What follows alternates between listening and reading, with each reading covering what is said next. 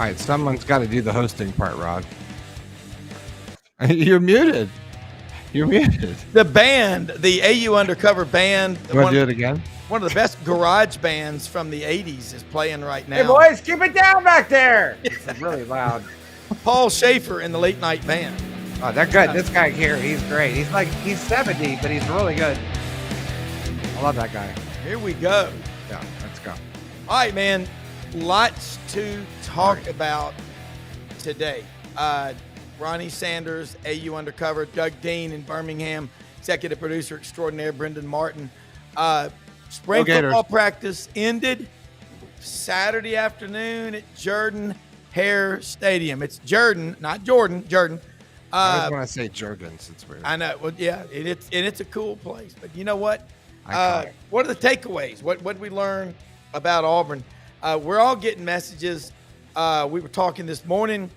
God, we had a lot going on the sideline show this morning. What are the takeaways? What did Auburn accomplish in the spring? Jackson Arnold was here this spring. He did not play in the scrimmage, hour-long practice. That's what it was. Hour-long family fan day. Deuce Knight out of St. George County, Lucedale, Mississippi, played. What did we learn from him? And there's a whole lot to cover. And, folks, do yourself a favor. Go to that Auburn Undercover website. Last year received 97.2 million page views. 175 million views. Yeah. I was responsible for about 1.5 million of those. Are those distinct human beings or repeat viewers? Earthlings. Ronnie? That's a lot. We know that's a lot. Yeah. Yeah. 100 and some odd thousand uniques. How many? 200? 230 something thousand uniques. Yeah. 231. Wow. That's a lot of uniques. A lot of unique people. You can probably monetize that. I think you should make a business out of that. We should. Wow. Hey, give Ronnie first shot at that Auburn glorified practice. And the fans showed up. 20,000. What did you see as any takeaways, Ronnie? You know, I think that it was a pretty minimal practice, and I think that was by design. The trend now is to get rid of the spring games completely. Auburn didn't want to do that, but it was certainly not a typical A-Day. So I'm not sure how much we learned from the actual practice, but I think that we learned that there is going to be a quarterback competition. I'm not sure that I think Deuce Knight threw 2 interceptions in practice, but at the same time, he has been phenomenal from what I understand in the previous 14. So it should be an interesting fall practice. I'm going to break script, and it's a good. I need to shed this moniker people give me as a homer. I've orange and blue glasses. Now there's probably a lot of truth to that because man, when it's May, June, and when it gets to be August, where's the glory in saying, yeah, I think we'll only go 5-7 again, just so that you're only upside? I'm not wired that way. However, I've told my people who are interested, because you get what you pay for when you ask my opinion, which is the bar is pretty low. But I am not gonna drink the Kool-Aid from a glorified practice last Saturday. I saw some clips from it, but I saw lots of inspiring things the previous 2 springs, and it's just if you've got ones going against 3s, can you really draw many conclusions? One nice thing about I will draw one conclusion. That's how I feel exactly. Me too. I will draw one conclusion. Control your dog, whoever that was, the ambient noise. No kidding. It's me. Get a command over your household, Ronnie. I love dogs. Stay with me, boys. I am drinking the Kool-Aid on the Auburn wide receiver room, baby. Yeah. I think that group is, and everybody's talking about Eric Singleton Jr., the Georgia Tech transfer. I have a Georgia Tech buddy that I do a little business with in Birmingham, and he played QB grew up Atlanta area, played at Georgia Tech back in the day, and he said Georgia Tech's getting killed in the portal. In other words, they're being raided, pillaged. That's how it works now. I said, well, some of those rich engineer grads from Georgia Tech need to pony up some NIL money, dude. Well, do you know the fight song for Georgia Tech? Does anyone know how? Do you know Rambling it? wreck from I'm a hell Georgia of Tech. an I'm a engineer. hell of a- I knew Rama. I'm a ramble wreck from Georgia Tech, and hell of an engineer. All right, A hell of a hell of a hell of a hell of a hell of a hell of a hell. I'm getting hijacked by a fight song, but so Yes. I think, and everyone knows Cam Coleman's capability. Malcolm Simmons, a burner. But then you start listening to what people who have been at practices tell you about what Horatio Fields brings to the table, his size, how he can go get the ball. And then I've been so wanting that breakthrough 5-star recruit, Perry Thompson, to find his mojo and start making plays. And he stood out, I think, Ronnie, on a couple of air acrobatic catches. He brought back what receivers quit doing, stretching out airborne to catch a ball in a meaningless practice I think it was the north end zone. So if you get play like that from Perry Thompson and the rest of this group, and I left out Sam Turner, probably getting another, there's a hell of a wide receiver. I will be glad to go down in flames if I'm wrong about that group. Now, here's the challenge. You can have great wide receivers, but will the O-line, which really matters up front, can they give pass protection time to – it's going to be Jackson Arnold barring injury, which is why he didn't play Saturday. There's no need to. He had a mild hamstring injury. And if it ends up being Deuce Knight by midseason, great. That means he's progressing faster, or it might mean that Arnold's regressing. But we'll find out what the ceiling is for this wide receiver group based on O-line and quarterback play. And that's, same as it ever was with the Auburn offense. Talking heads, David Byrne. All right, along the line of what Doug just laid out, Ronnie, Braden Joyner, kid from Auburn High School. I think he was a Harsin signee. I'm not going to hold that against him. Wish you well, Braden. Yeah, he's entered the portal. And I got a text from a friend of mine there in Mountain Brook who does some NIL stuff. And he said, ask Ronnie and Doug today on the show. Their family's big Auburn supporters. He said, Purdue may be offering him 7 figures. Now, that's a great engineering school, but I can't get – he was a backup center. He started 5 games. I don't believe that. Yeah, but Purdue's pursuing him. Yeah. I don't doubt that they're pursuing. I'm sorry, Dave. I don't doubt they're pursuing him. I would have a very difficult time believing that they're offering him 7 figures. Yeah. Maybe he'll transfer to Cal. That's where Harsin's coaching now. Maybe they'll. I think what I've heard is that he's just solid. They were hoping that his development would break through and create a bigger ceiling. And he did play. I think he played center with Connor Luce sitting out spring. Yeah, he did. So he would have been a depth piece. I don't think – I hate for any kid to hear me say he wasn't a big loss because that needs to be put in context. Yeah. When I say that, I mean I think this O-line finally has some answers almost too deep. So Braden Joyner was likely going to be a guard that was not in the starting rotation anyway, so it opens the door. And who knows? You might see Freeze go in the portal and grab one more O-lineman. Is that possible, Ronnie? Yeah, I think it's certainly possible, but I think that for Joyner, I think he looked at the depth chart after spring and said, "Hey, look, it's with the other guys that Freeze has brought in." I think he looked at the depth chart and said, "Hey, this is maybe I can start somewhere else. Maybe I can play more somewhere else, and maybe get some more money somewhere else." So, with the talent that Auburn has brought in over the past couple of years, and certainly in the last class, it was going to be harder for him. Can you name either of y'all 2-3 depth chart Auburn front 7 on defense? Because Auburn there's certainly talent on the defensive line, lacking experience, and then you've got 3 guys in the secondary are already gone. Braden Joyner's, and then a walk on Dylan Gentry. I think Auburn undercover is just reported is leaving. But if a tree fell in the forest and no one was there, would it make a sound? I mean, sorry, kid. I don't even know. I would say we missed you, but we don't know who you were. Buddy Martin's famous line. But what about the defensive front for Auburn? And Robert Woodyard's been there a while. And DeMarcus Riddick out of Clanton, Alabama, Chilton County. He's a really good player. Do we have anyone as good as Freddie Smith on that roster? Doug, I'll let you take this. Oh, well, it's going to be interesting to see. I mean, there are new names. They're young guys who are going to get some playing time, and it should be a really, really, interesting year. Not just on the defensive line, but I mean, you've got a lot of new names. You've got a bunch of young players who are going to jump up and hopefully step up and play. Auburn's got a chance to have a great year, but those young guys really have to step up. The good thing is, they got some of those guys got some experience last year.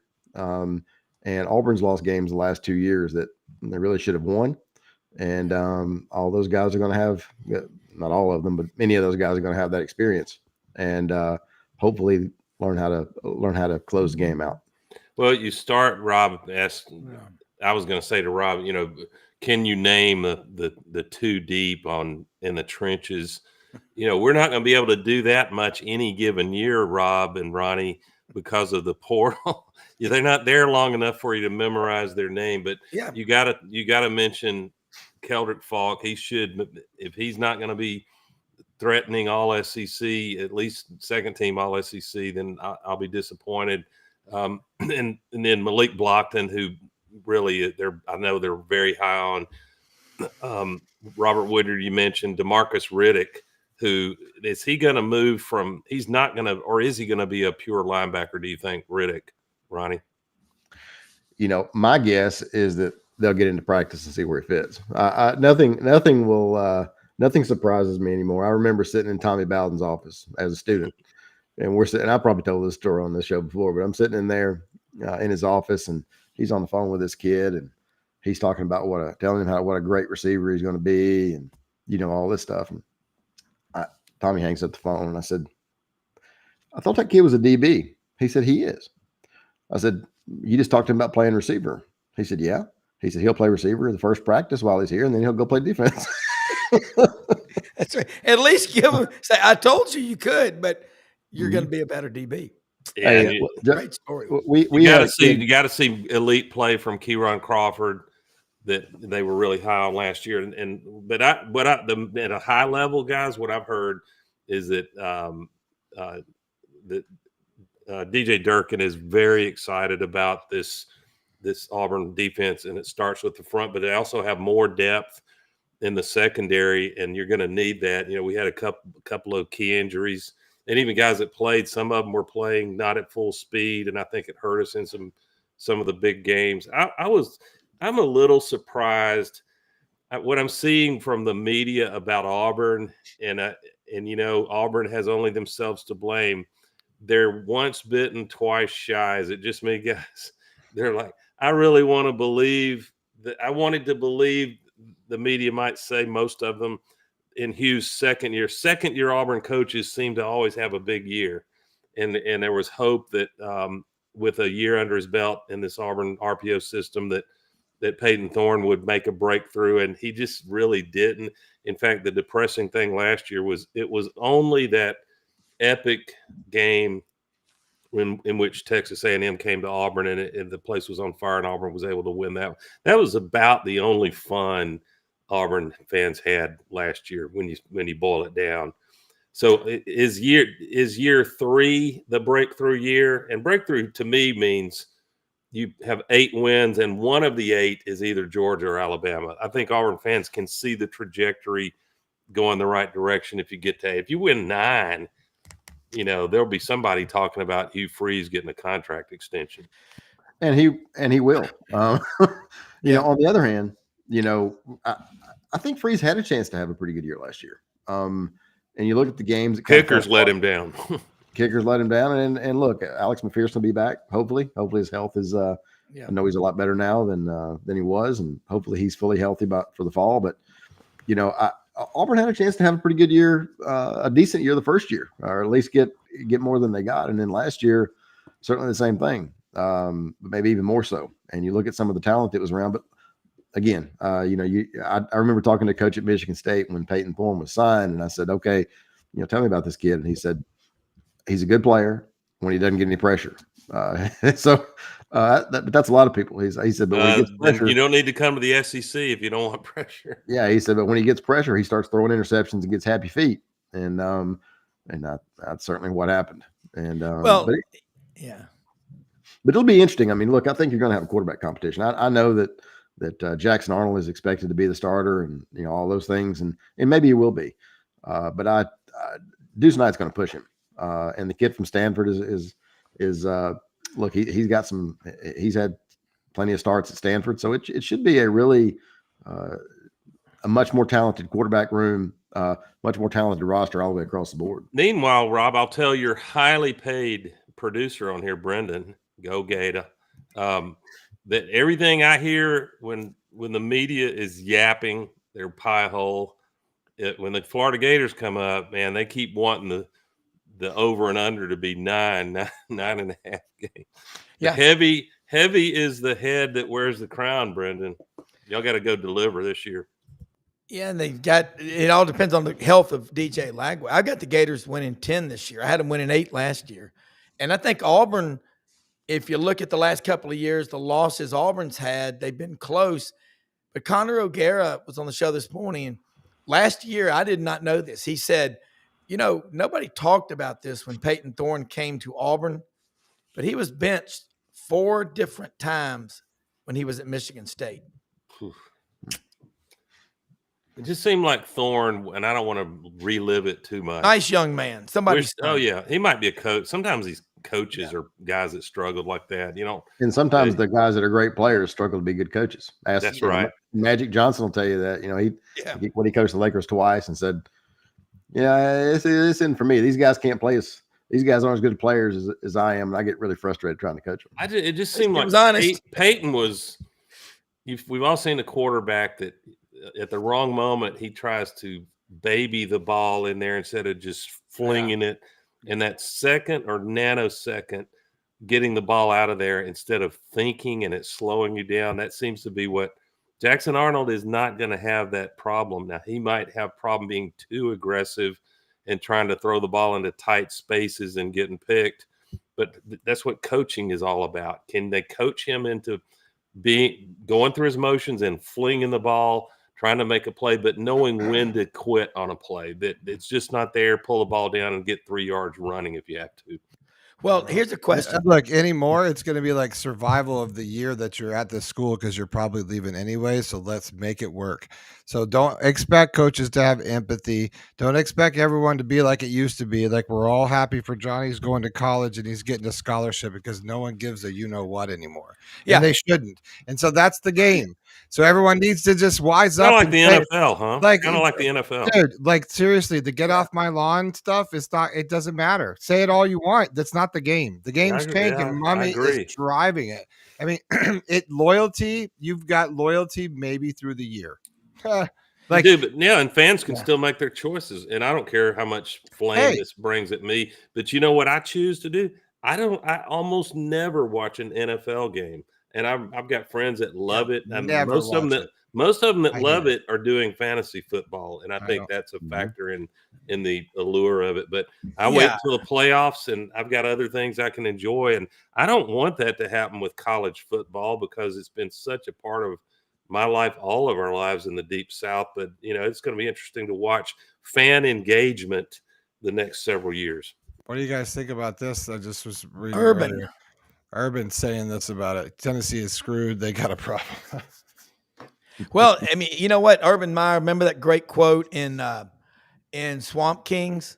We don't coach average. And he was very vocal. That'll be an interesting one. But Doug and Brendan, y'all just talked about the get off my lawn. You can't have a new reality with the old mentality. We know that. But loyalty and in the NIL era, in the portal era, when you pay someone, the only way it's going to work is if we can get some contracts in place to where if you leave, you got to pay it back. But the problem is if you give them all the money on the front end, how are they going to pay it back? I actually had someone working with an NIL collective say this. He goes, I almost fainted. One of our student athletes came up to me and said, what do you mean? Why do I have to pay taxes on money I've already spent? Yeah. Well, Wow. Get Get hold of Mr. Darwin, please. A Darwin let me- Award. I'm glad you brought that up, Rob, because I want to go provocateur for a second. Provocateur. And I'm prudent enough not to mention any particular college football program. But I've been wondering, and I think I know the answer, and I think y'all know the answer. Schools that want to compete for championships, make the 12 team, probably soon to be 16 team playoff, or at least 14. They understand that it's a money game, and it's next to him. I think it's easier in basketball. Todd Golden showed it to a degree. Bruce Pearl did most of the regular season. That you can go selectively get these 3-star players at mid majors, and if you assemble a basketball team right, you can go make hay and cut nets down. But in football, I think it's heavily about getting those half a dozen elite players, and you got to pay for them. Yeah. So everybody's got their NIL war chest, and it's fairly transparent. Not so much that we see it published exactly what dollar amount some player got to transfer or sign. But here's my question. How many programs have, knowing that there is no more enforcement of the NCAA anymore? It's non-existent, if you ask me. They smell the coffee. They know that it's a money game now. There is pay for play that's legal. It's called NIL. And it never was about name, image, and likeness, unless we're talking about Livy Dunn. So my question is the dark money still out there? And why would that be the case? I'll tell you why. A player can get, pick a number, $500,000 NIL. And if that player does not believe his eligibility is going to be threatened because there's no enforcement, what's to keep a booster from what they did for 3 decades and give tax-free, I should say tax-evaded, tax-free money under the table, or mama gets a job in the town of the college for $100,000 a year, and she had been a Walmart greeter prior to that. So is there still an existence of that behind the scenes money and other inducements? I think there probably is more than we realize. Well, here's what we're already hearing from, hey, Stella, we're already hearing something interesting. If the NCAA in this House settlement makes the student athletes employees of the universities, then you've got HR, you've got all kind of rules that can come into a place, and you better have a great HR department. I promise you better. But any transaction over $600, you'll have to make full disclosure. But private groups, and I know people who have donated, in unique ways to different schools. I know them well, and I had one of them tell me one time at a rival school of Auburn's, he said, we could pass out $100 bills on the sidelines on a national TV game, and they ain't going to touch the capstone. I mean, anyway, you know what I'm saying? It was that. I saw it firsthand. Y'all have too. So that money's not going anywhere. I think too, here's the reality. I saw guys growing up in Memphis that went to Georgia and Alabama and different schools, and I saw what got them to go there, and they were loyal.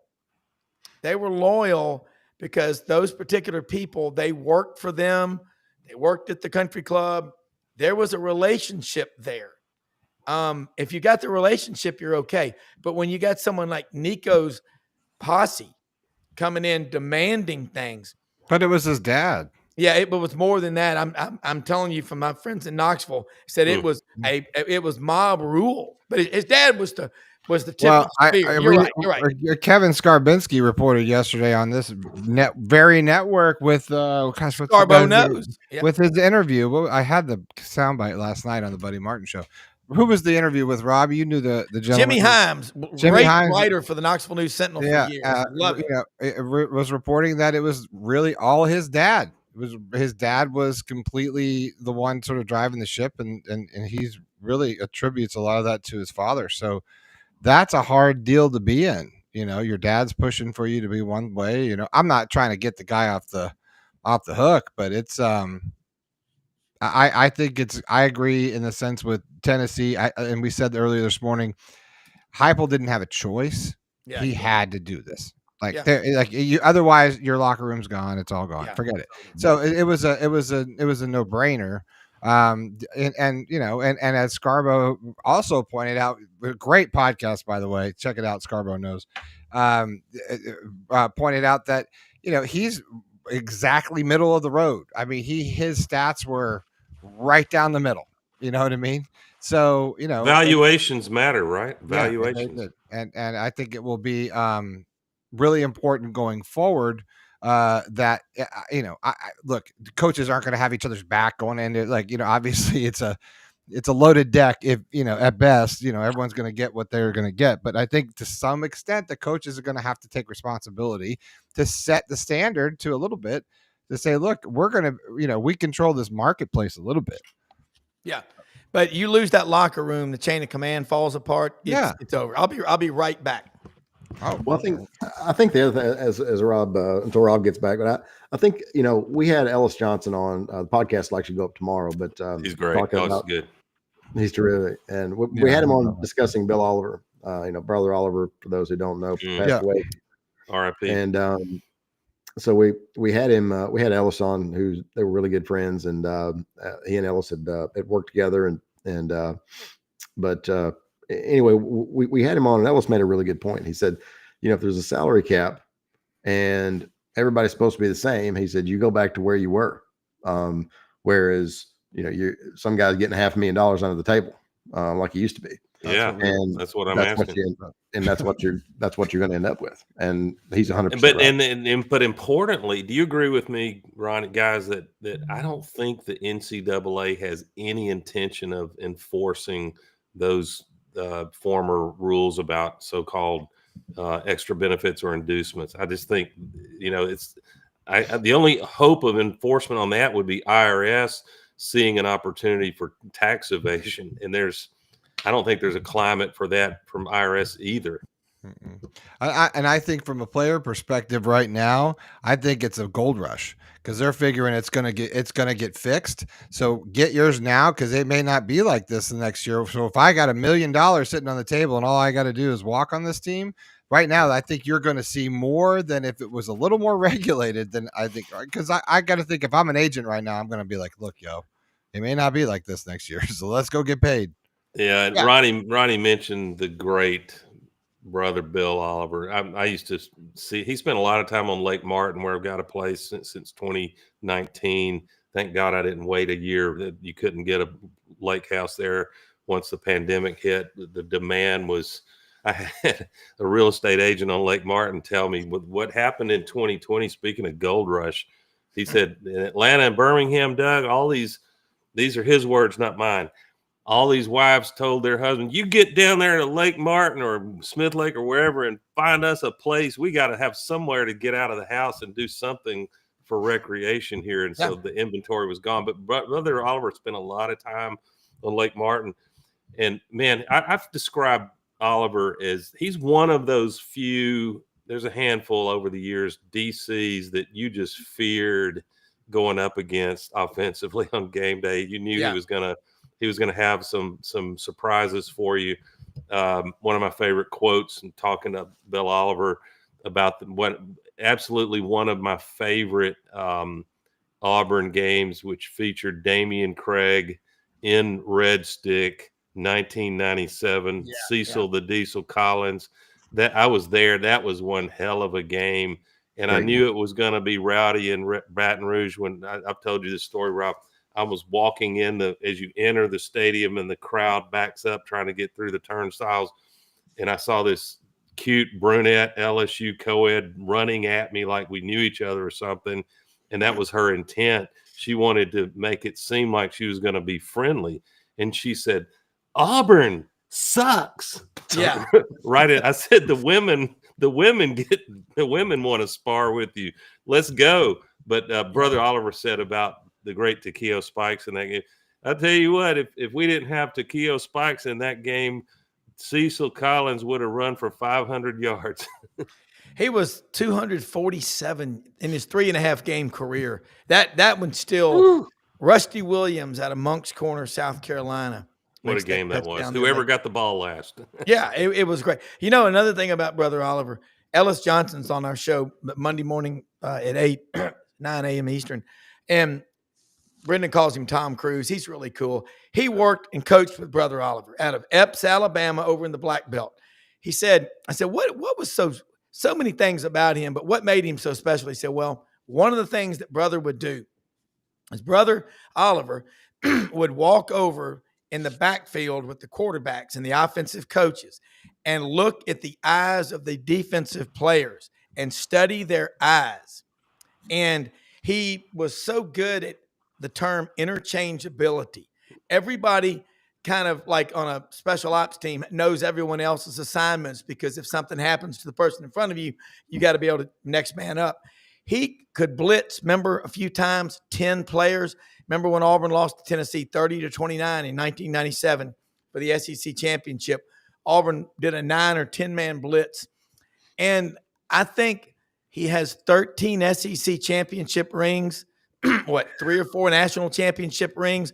When he lived in Memphis, when he was the Showboats defensive coordinator, he lived at Mr. Young's house, and it was so cool seeing him out and about town. But Reggie White and 17 of those players, that a lot of them defensive players he coached 5 years later from the USFL folding for $1, Mortimer, $1, were still in the NFL. His impact, and I talked to some Alabama friends. They said, Rob, a lot of his players were kind of taking, shifts of helping him out in the last part of his life. And Ward Pell, Charlie Pell's widow, talked to us about that. Man, he is so loved by people. But I think, Doug, Kevin Skorupinski, I want to give Kevin credit for this, said this yesterday, and I'm going to go to Doug. He said, I'm kind of shocked. I haven't seen anything up on Alabama's official site, but I've seen a lot about Auburn. And he's one of those guys that was the first coach's name I could ever remember other than Shug Jaydn as a kid, was Brother Oliver, because his name was so different. His real name, obviously Bill, but he was awesome. Man, I mean, I liked Oliver. To me, he was kind of on the tail end of that group of coaches I will always have a fondness for, that are country boys. Yeah. And they sit down. There's no political correctness. Ellis Johnson's got a little of that. Yeah. Or a lot of it. A lot of it. Tom Cruise? It's just that Ellis is Tom Cruise. Hollywood? You're talking about Hollywood?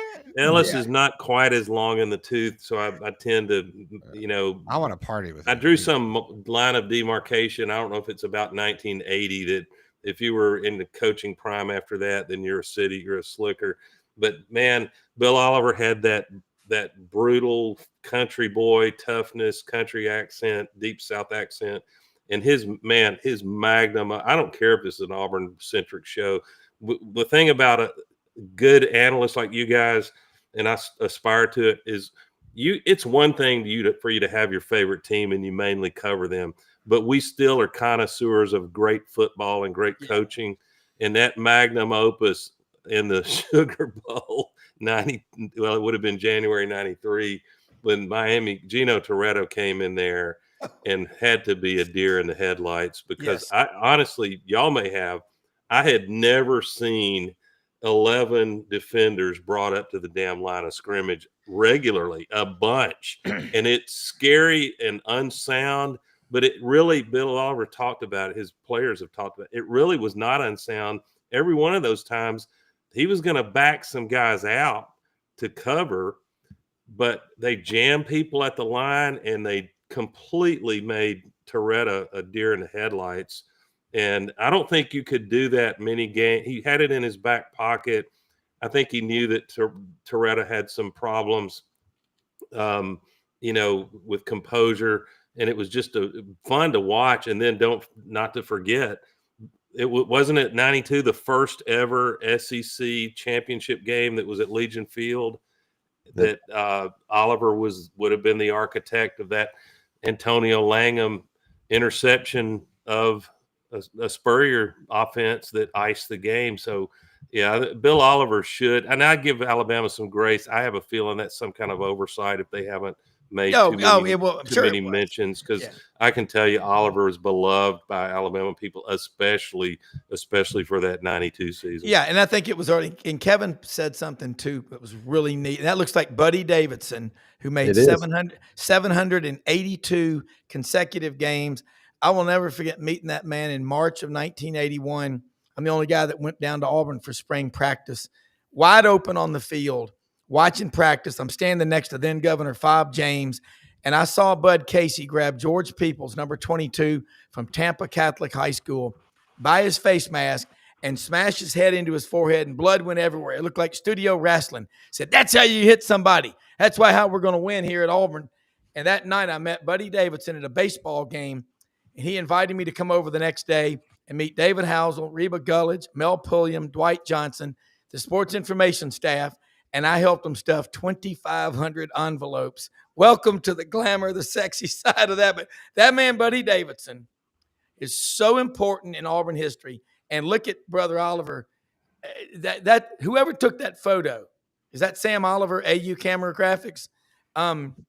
That's as cool as it gets. And Doug, Kevin Skarbinski said he went back and talked to Brother Oliver after that Sugar Bowl win over Bama. He said he spent an hour and a half with me in his office, breaking it down and diagramming I'm so jealous. Yeah, I mean, it just and God, this is such, man. I mean, I can't begin to tell you how special these memories are, and I can't believe he was 86. He was always about 45. Hey, Rob, the props to Brendan. You're so timely. Yeah, he really good at bringing these graphics in. Thank you, sir. Thank you very much. I have a whole team. I don't do anything. There's a bunch of guys. My people will get with your people. Yeah, we've got the wizard, promise you. Stand by camera 2 and remove graphic. Oh, man. Good job, everybody. By the way, I'm not going to name her name, but I thought of Anchorman, that scene where I forgot her name. She got to the teleprompter and put question marks at the end of it. We had a speaker today, and they had this inflection that is there a question mark on these? So I just went out to don't put who put the damn question mark on the end of the teleprompter? Oh yeah, where was the game you play? You do enough games. Look, listen, you do NBA, 82 games, right? You do, and then you're also the team that does NHL.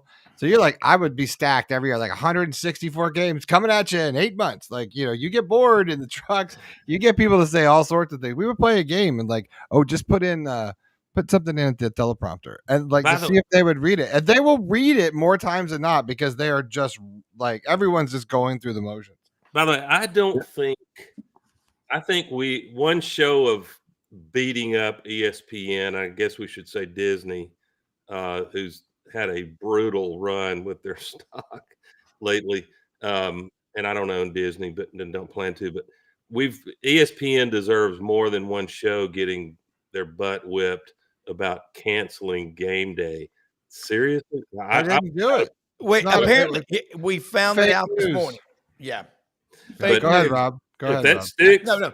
Brendan, I realize that there's some expense, but fans waking up, kind of vying for who gets the ESPN game day as part of the game day experience. We need more things that draw fans to tailgating, and they're killing it. Some CFO, some bean counter thought that was a smart move. All right. Brendan I'm serious. I was with Brendan at Media Days last year in Dallas when there was an AI panel, and I just watched Brendan because you have to understand it's like someone knowing the nuclear codes, and Brendan knows them.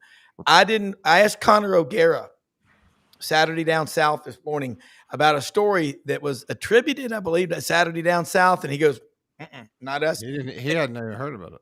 And it was it was an AI story, and that's the story. And Doug and I said, man, my apologies, because I always will check, trust but verify. But that would have been a disaster had they done it, Doug. I totally agree with you on that. I mean, but Yeah, sorry, and sorry, Doug. We're not trying to throw you a bus. We asked Connor O'Gara to his face this morning, and he's like, it was me that did it. "No, we did not do that." We're like, sorry. I take full responsibility. Okay, so it is. So game day stays on. Yes. Yes, that's what we're trying All to right. say. Well, then I misspoke. It's my fault. I should have more reliable sources than Rob Brown on Sidelines Live. Yeah, where we got burned was it was put out there in a tribute, and that's why I asked him. I said, "What about this story?" And Connor's like, "No," and so that. My apologies. We got to be careful. No, I trust Brendan will edit out my idiotic comment. No, because your comment is not as idiotic as our comments when we asked Connor O'Gara, "Hey, what about this story you guys put out?" And he's like, "Hey, you guys are morons. That's not real story." And we're like, egg on face. Thanks. And please cooperate with me in being non-specific in what follows. Idiotic would be what Barstool did about a completely unsubstantiated rumor about an Ole Miss co-ed. That would be idiotic if you want to enter at the courtroom for defamation. Of course. So we'll steer clear of that. But my instinct was, why would ESPN try to? Let's say they spend $10 million a year with travel and equipment and talent to do game day. I don't know what the number is. That's it's worth crazy number. It's because I've worked on game day. Yeah, Brendan, what do you think it is? I'm curious. I mean, look, I was told there's only 12 regular season games. Right. So they said basically it's the Super Bowl every weekend. That's the equivalent of what they do and the amount of money they spend in production, because you got to have the game day set, and then that's a different truck, that's a different camera, it's a whole different broadcast that's going to go to a whole different. It's a bunch of money, bunch of money, right? So but the hell, they make a bunch of money. Well, yeah, but do they make enough? Because I mean, it is a massive production. You got to travel everybody there. You got to. I mean, it's amazing. It's amazing to be to see how it really goes down, but there's no question. What I'd love to be have talk to someone who's on the inside or has been in the past that can talk about it. I'd love to know more about how sausage gets made from the mothership in terms of cost management of ESPN, because the TV money is only as good as what the ad. A thing is, there's a Latin phrase for it. I won't bother y'all with. A thing is worth what someone's willing to pay for it. Mm-hmm. And so in the climate we've got now and the pressures on businesses to turn a profit, is the ad revenue what it's always been? Is the mothership of ESPN going to put pressure on them to start cutting corners and managing costs? Maybe not yet, but it'll be something to watch. Well, look at the number of the talent that they've replaced, Ronnie and Doug. Yeah. And Brendan understands the financial, all that minutia better than we do. But logistically, it's a big deal to go on the road. But they're already, what do you call it, Brendan, when they have the in studio? The guys are just in their living rooms broadcasting the games now, as opposed to them being there. There's a term, a technical term, or an industry term that you use. Yes. Yeah, it's called a REMI. It's short for remote, and it's been coming around for a while. That's why I got out of television, actually, because I saw the writing on the wall. There's not going to be a need for TV trucks anymore, because it's all fiber has been laid in the ground by Level 3 over the years. Wow. So yeah, it all goes back way back. So Level 3 put this fiber in the ground. No one used it. Blah blah blah blah.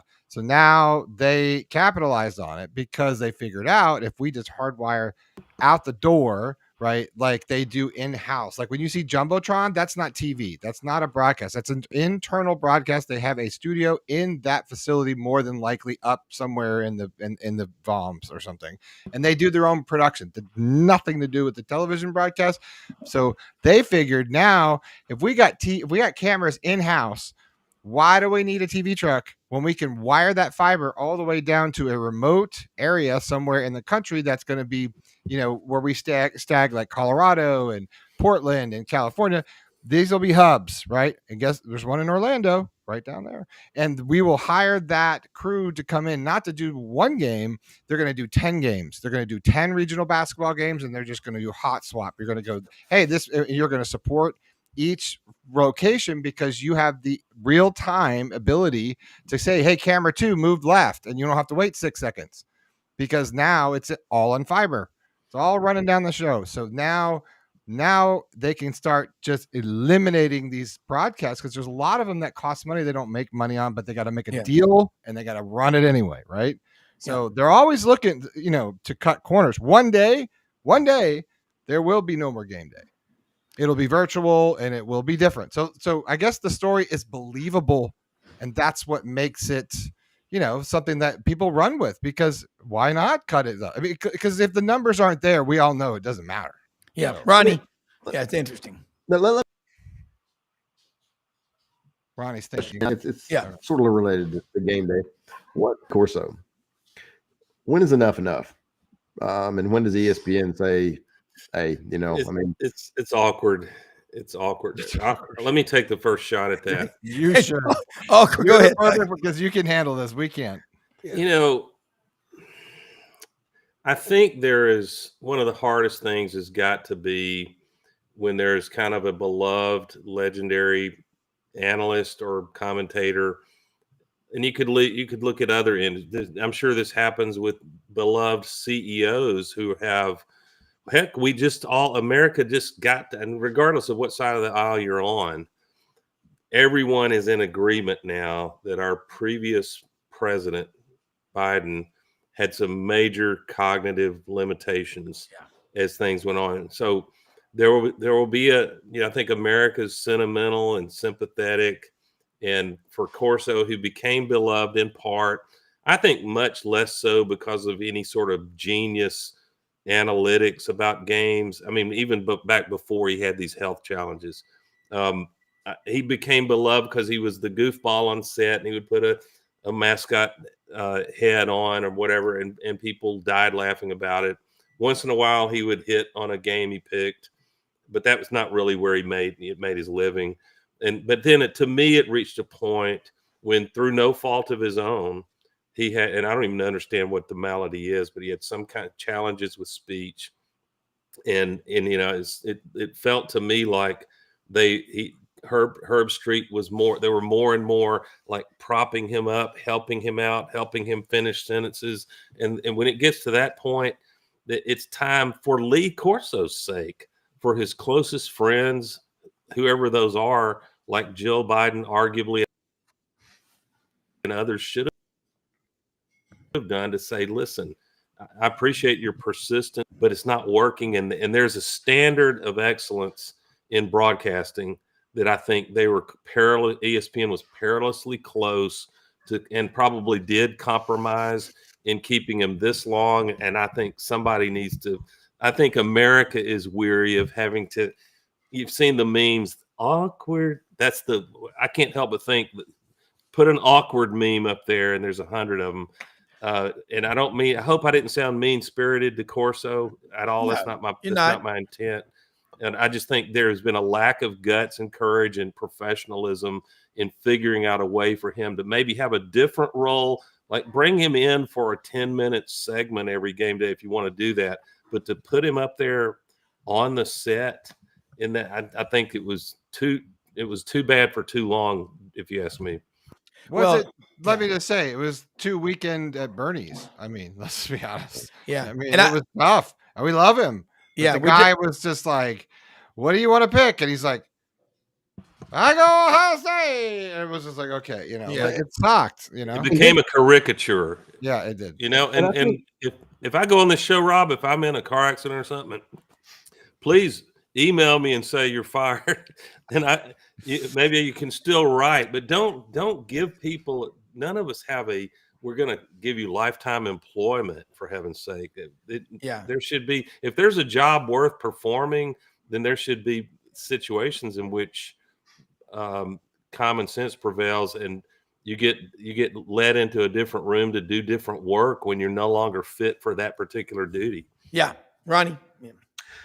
Well, I didn't ask the question to beat up Corso. It was more of a, I mean, come on, Ronnie. I mean, you really did, and I know you. Well, if did. you were counting on a Luke Corso parade, good job, Ronnie. Yeah, we know you did it, and I blame you for it all. Yeah, I mean, Ronaldo. Go ahead, Ronnie. No, really. No, go ahead. We want to hear you now. Just that, letting everyone know what we're talking about. What would you do, Ronnie? Well, I think that Doug, I think you make a great point. I remember more than once standing on the sidelines or before the game with Joe Witt, and they're in the hotel getting ready to get on the bus or whatever, and I'd say, well, Corso picked us to lose. He said, well, we're in pretty good shape then. That probably means we're going to win. And but he's funny, and he gets the headgear thing is obviously unique. I'm interested to see when he's finally moved off.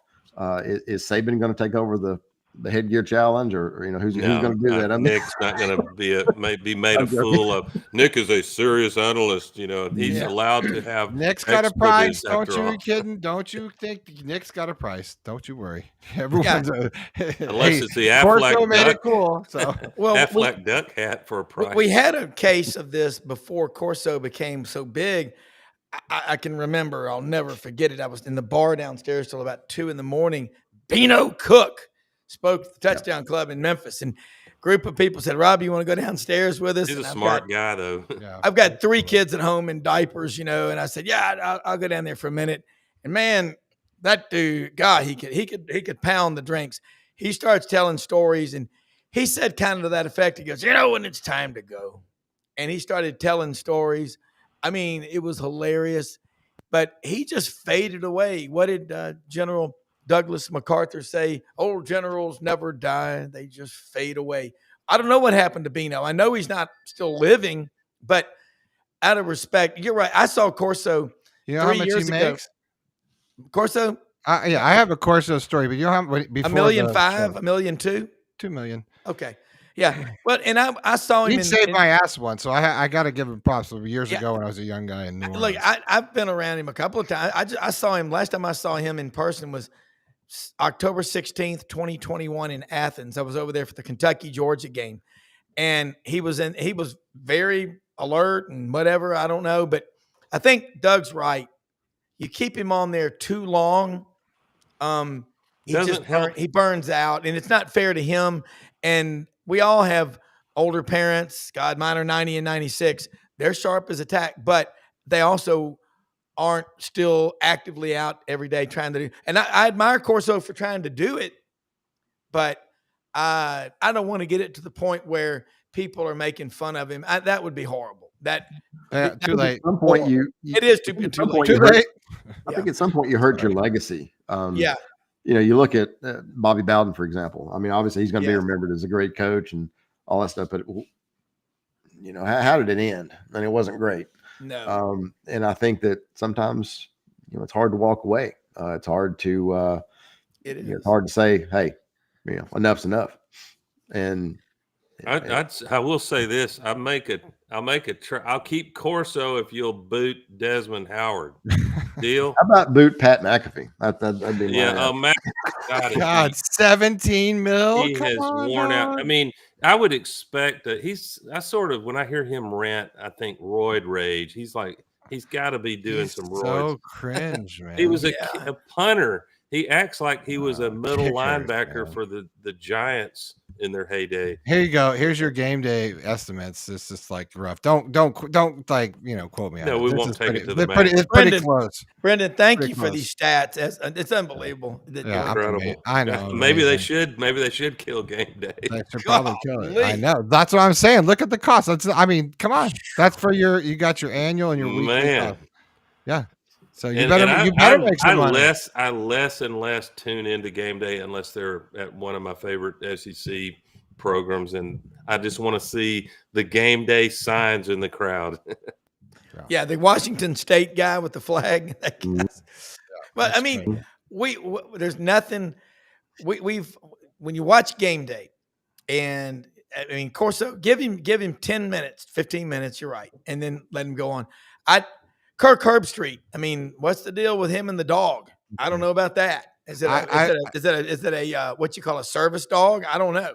I think Game Day's got it wrong. That's why we want to go get Frank's RV, and then I want to get some lawn chairs. And I think if we can go on the roof of the RV, I can fake a Game Day shot. And Hey.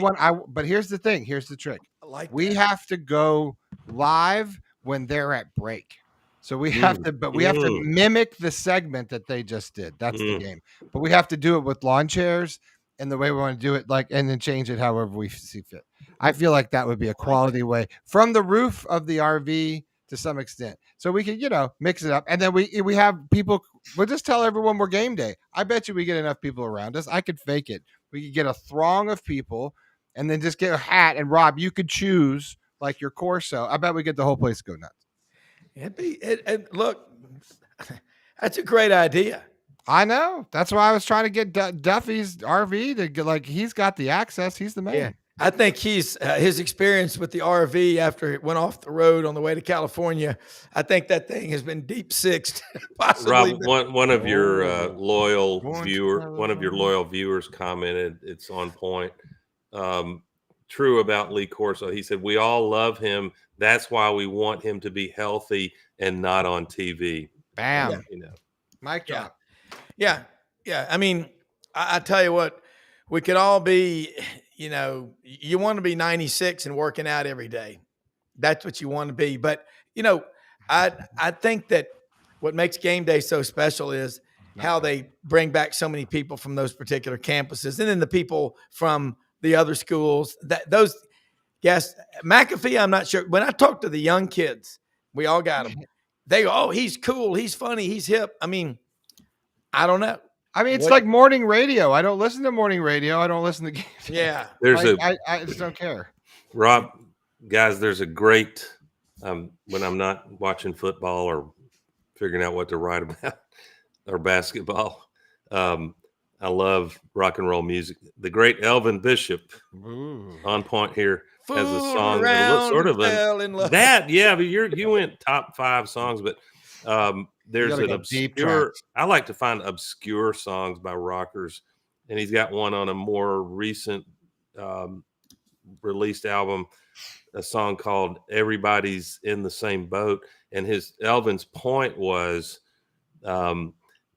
you're getting old. You're either not here any longer or you're getting older.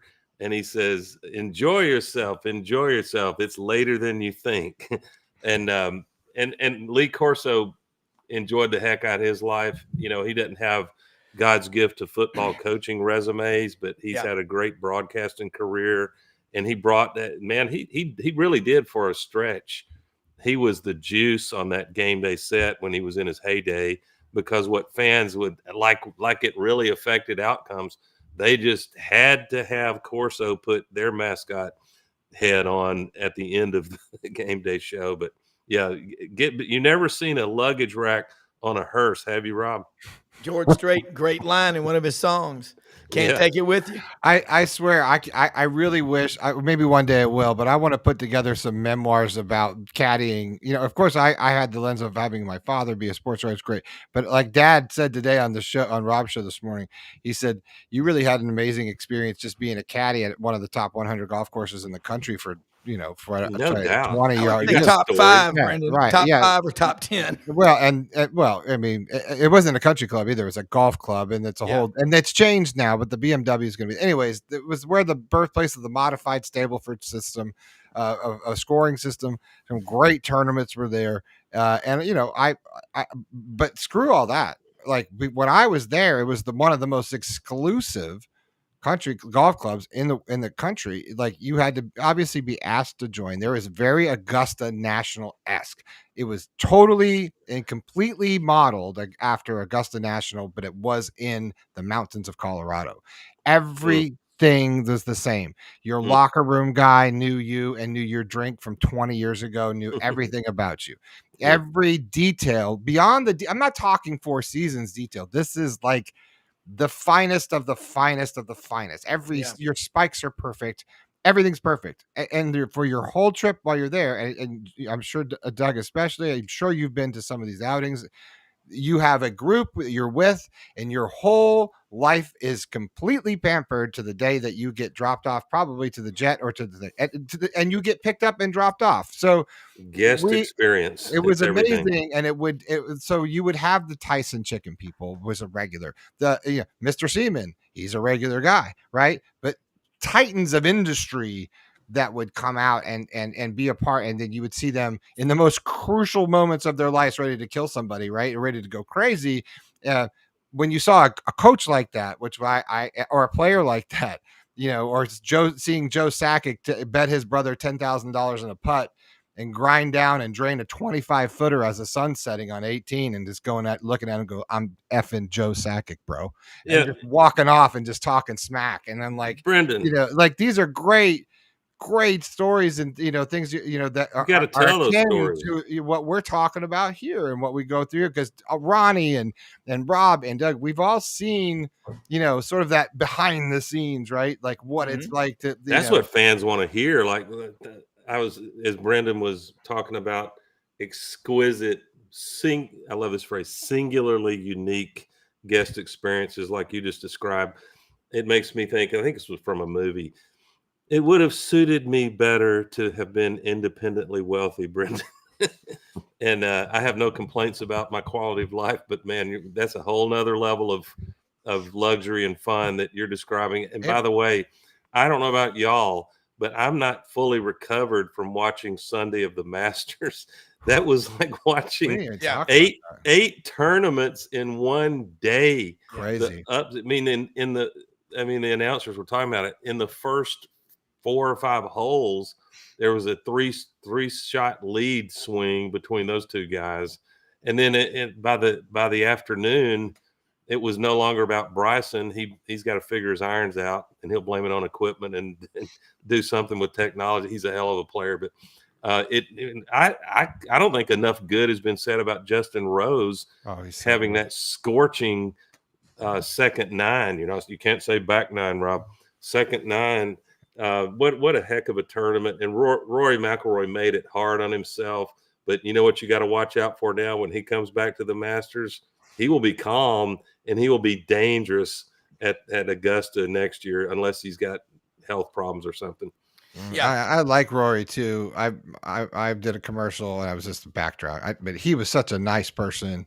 Like on the whole day, and I met a lot of golfers. He's one of the good guys. Yeah, I don't have any venom for him. And Brendan, I like you talk about the client-attorney privilege between an attorney and a client. You have client-caddy privilege because you said you can never tell the stories of the people that you knew. It's kind of out by time now. Statute of limitations. Some of these guys are dead, so it's good. Yeah. I can talk about it. So what I've always heard is that a few of them, maybe I don't know about a majority, but some of them, I'll just say there's a chasm between their public-facing persona and their private persona, and some of them are pretty vile when they're not, selling an image to the public for endorsement purposes, and it happens. It happens. Or they're just so nervous, and they've got all their buddies there, and they're like captains of industry, and they're like they can't get off the tee, and they're just coming to you like Joe Jock. And you got your sleeves rolled up and you're chilling in your white jumpsuit. And here comes like a billionaire and he's desperate. He's like, he doesn't know what to do. And I'm like, bro, you just can't draw it back right now, can you?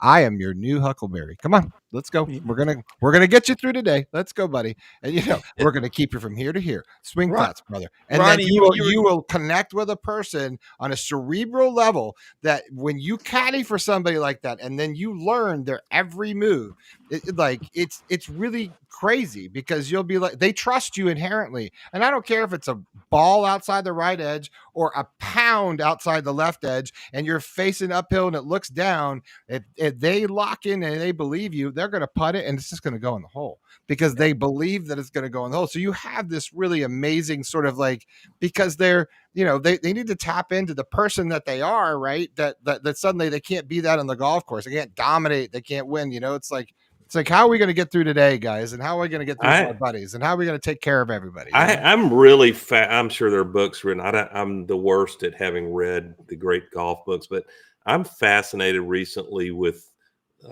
the meaning and purpose and of caddies in general. I'm talking about PGA high level golf because it seems like some of them, the reason the pro he's got to meet certain technical standards of knowing yardage and all that, but he's mostly Dr. Phil.